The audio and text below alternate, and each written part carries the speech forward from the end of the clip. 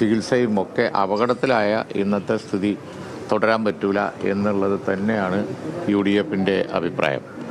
കാരണം ഇന്നലത്തെ സംഭവം തന്നെ നമ്മൾ എടുത്തു നോക്കിയാൽ, ഇങ്ങനെ ഒരു ആക്സിഡൻ്റ് ഉണ്ടായാൽ ആദ്യം അവിടെ ചെന്ന് പത്രസമ്മേളനം നടത്തുകയല്ലോ. പത്രക്കാരൊക്കെ നിങ്ങളോട് സംസാരിക്കലൊക്കെ ആവശ്യമാണ്, പക്ഷേ എല്ലാം കഴിഞ്ഞിട്ട് പോരെ. അവിടെ ചെയ്യേണ്ടിയിരുന്നത് വീണ് കിടക്കുന്ന കെട്ടിടത്തിൻ്റെ അവശിഷ്ടങ്ങൾ നീക്കം ചെയ്യലാണ്. മന്ത്രിമാർ അതിന് നേതൃത്വം കൊടുക്കുകയാണ് ചെയ്യേണ്ടിയിരുന്നത്. അതിന് നേതൃത്വം കൊടുത്ത് അത് നീക്കം ചെയ്ത് അതിനകത്ത് വല്ല കാരണവശാലും വല്ലവരും കുടുങ്ങിയിട്ടുണ്ടോ എന്ന് നോക്കണ്ടേ. ഇല്ല എന്ന് ഉദ്യോഗസ്ഥന്മാരോ ബന്ധപ്പെട്ടവരോ പറഞ്ഞാൽ അത് കണ്ണടച്ച് വിശ്വസിക്കലല്ല ജനങ്ങളോട് ഉത്തരവാദിത്തമുള്ള ജനപ്രതിനിധികളായ മന്ത്രിമാരുടെ ഉത്തരവാദിത്തം.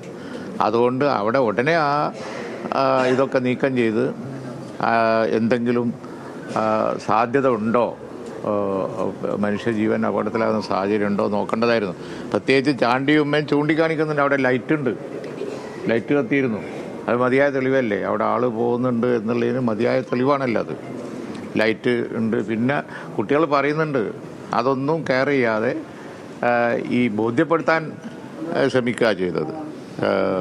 ആരോഗ്യ മന്ത്രി ചെയ്തത് ആ ഉത്തരവാദിത്തം ഏറ്റെടുക്കാതെ ബോധ്യപ്പെടുത്താൻ ശ്രമിക്കുകയാണ്. നിരന്തരം സംസാരിച്ചുകൊണ്ടിരുന്നു അവർ. ഇത് ഉപേക്ഷിച്ച ബിൽഡിങ്ങാണ്, യാതൊരു കുഴപ്പമില്ല, നിസ്സാര പരിക്കേ ഉള്ളൂ, എല്ലാം ഓക്കെയാണ് എന്നും പറഞ്ഞ് പോയി. ഇതാണ് ഉണ്ടായത്. ഇത് വളരെ നിരുത്തരവാദപരമായ സമീപനമാണ്. അതുകൊണ്ടാണ് UDF ആവശ്യപ്പെട്ടത് മന്ത്രി രാജിവെച്ച് ഈ ഉത്തരവാദിത്തം ഏറ്റെടുക്കണം, ധാർമ്മിക ഉത്തരവാദിത്തം ഏറ്റെടുക്കണം എന്നുള്ളത് UDF പറയാൻ കാരണം അതാണ്.